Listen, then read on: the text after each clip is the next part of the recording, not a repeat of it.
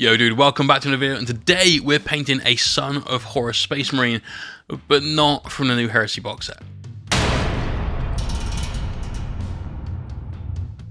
That's right, this is one of the Funko Pop Space Marines. This is meant to be a Blood Angels Assault Marine, but new beaky helmets in the Horus Heresy set means that this could quite easily be one of the Sons of Horus Marines. Don't know if the backpack is entirely like theme appropriate or whatever, but frankly, it looks cool as hell. Now, all the things we do in this video, you could do in a basic, normal-sized dude for your games of 30k, 40k, or whatever. Essentially, the only difference is that I'm working with a slightly exaggerated scale that a chibi kind of model has, so therefore we've got more space on the head, bigger eye lenses and things like that. And things like weapons and stuff are even bigger than their normal counterparts, even if this goes the same sort of scale. All of the things that I do here, you can replicate easily, just follow the same process through. If, however, you're having a little bit of difficulty adapting the techniques in this video down to something that is smaller, maybe check out this video where I go through the process of how to paint a very high contrast ultramarine. And then the only thing you've got to do is use the paints that we're using in this video, but do the process from that video. Super simple. Let's get to it.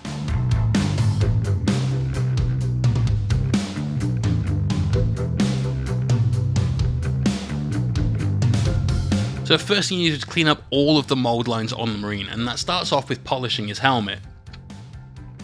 No.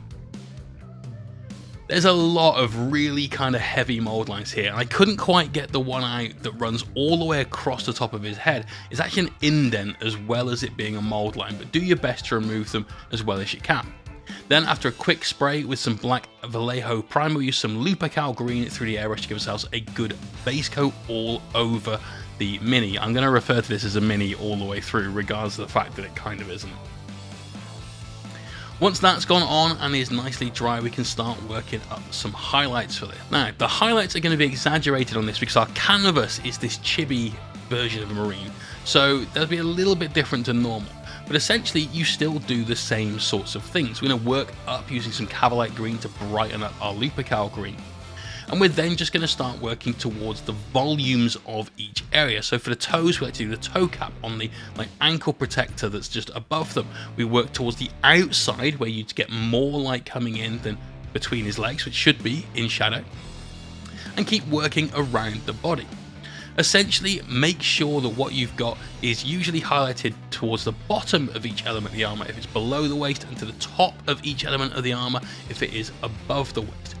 This gives you a good set of focal points on the model, and if this guy was to be put on a base at the very end of the video, spoiler alert, he isn't, then it would give us some contrast between the miniature and the base and really help to showcase everything that you've put your effort into. When it comes to things like the jump pack, I try to add a little bit more contrast. So we've done the bottom section of it highlights up to that middle line, and then the top section highlights up from that middle line, that extra little dark spot in there, just help it have that little extra bit of visual impact. Otherwise, at this stage, you essentially just keep going around the model, highlighting anything that would be highlight at that stage. So for the arm here, where it's raised, firing that melter pistol, we just did the little bit across the top, across the back of the hand, really start to showcase the shapes that go to make up each individual part of the miniature. Later on, we'll refine all of this when we come back in with some edge highlights and so on. For the mouthpiece, the beaky helmet, I started off with the airbrush above the Marine and fired it down towards his feet. Just made sure my hand was in the way there, that way any overspray hits my thumb and doesn't hit any other part of the model. Then once that's done, we'll turn the Marine back up the other way. We can get a nice diffuse bit of shading done between the chin of the Marine essentially and the top of the inside of his helmet. Then, nice and carefully, we do a line across the brow line. We want to get some good separation here between his faceplate and the top of the helmet. And I decided to highlight the majority of everything here on the head towards his right-hand side, our left as we look at it, because there's the other weird targeter thing on his head, the other side. I wanted to balance it out a little bit. Also, it gave me somewhere nice to get a big bright area of highlight to really draw attention to that point on the model. Now we've added in some more Cavalite green, and this is just going on in all of the same areas. So essentially, just make this highlight a little bit smaller than your last one, a little bit finer, and try to make sure you don't go too hard. You want to get a nice gradient between this highlight, your last highlight, and the base coat, remember, so it all happens nice and smoothly. Then add in some Cyberite green and repeat the entire process again. Now this is going to be a lot brighter than anything that we've already done, so it's going to make everything stand out just that little bit more. Because of that, do make sure you put your paint on nice and thin. Use very small passes with the airbrush just to start influencing the area you're going to highlight first, and then once you've got roughly where you're going to be going with the airbrush, you can start bringing the area you're influencing with it down a little bit at a time to get to something that's going to give you a really nice bright highlight in one spot, but fades in from everything you've already painted. This is great advice regardless of whatever it is that you're airbrushing. Doesn't matter if it's a chibi marine like this, a tank, terrain, it doesn't matter. The airbrush gives you something that you can easily apply to a model because the paint you use is so thin and it applies so finely to the model that you get all these gradients that come out of nowhere. It saves you a lot of time. So you just take a little bit longer putting the paint on with the airbrush, you're at a net gain of time. It's all good.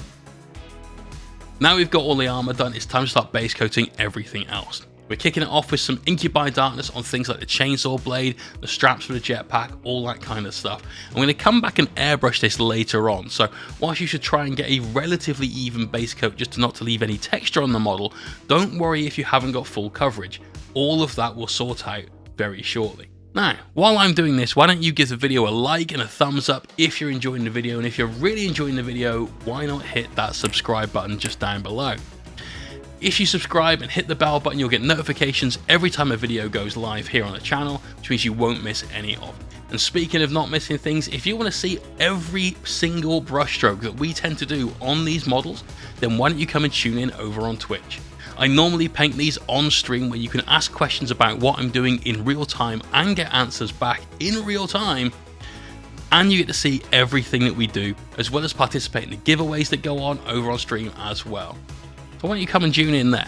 Twitch.tv/Mohawk Miniatures, links in the video description below. And if you really like it, why don't you tune in to Patreon as well, where you can get videos like this every other week covering topics that we tend not to showcase on stream, just so you've got something a little bit special. You can get written guides, video guides, and even, hopefully, we'll see you in the streams.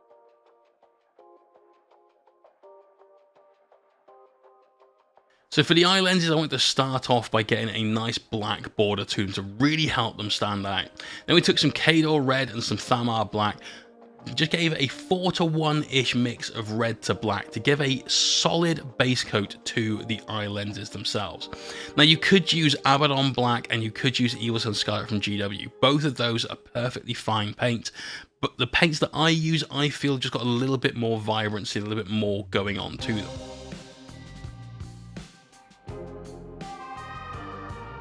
Next up, we're taking this little thank you card I got from the last time I bought some brushes, and we're using the airbrush to brush on some highlights to our sword and other areas that we put the Incubi Darkness on. You'll notice how that little shield that we've put in, that little bit of cardboard, is going to stop all of the overspray getting to the model. Frequently, you can just get away with something like this. You don't need to pull out cling film and Tamiya tapes and stuff like that. Even on this small area like the knee pad, you just fold it up a little bit more and just carefully get our airbrush highlights going in to that area to give us something exactly how we want it to be. Add some Administratum Grey into the mix and do another highlight with that there, and bang, suddenly you've got a chainsaw that's looking pretty dang cool. Even the bits at the back, the exposed vents and so on, have all been hit by this. Now it's time for the Tamiya tape though. So this is some Tamiya tape, just 6mm, and we've just taped up some spaces on the sword to apply some hazard stripes. I'm going to go on with some Ulthar and Grey. This is 1 to 2 mixed with Flow and Proof, because anything that's very light can become very speckly. We don't want to get any speckles too far outside the realms of where our sword is going. We've added some Zamisi Desert paint from GW, 1 to 1 mixed with Flow and Proven now, before adding a little layer of Flash Gitz Yellow to the very top section of our chainsaw. After that's gone on and that's nice and dry, take some very thin Troll Slayer Orange. This is into 1 part paint to 3 parts Flow Improver, and just gently add a little of that to the very bottom of the stripes. For me, this adds a really undeniable warmth to it, and it gives you something that's just a little bit more eye-catching. If you go with just shades of yellow, it can sometimes just sort of not quite have the impact that it needs. By the time you've added that orange as well, bringing a warm tone to our cool blue-black that we've got on the model, everything really does come to life. And as you may have noticed, I've kind of got a bit of a thing for hazard stripes. We've done this once or twice. Peel the tape off and you're left with, frankly, a absolutely beautiful chainsword. Hazard stripes should be on every single chainsword in my opinion.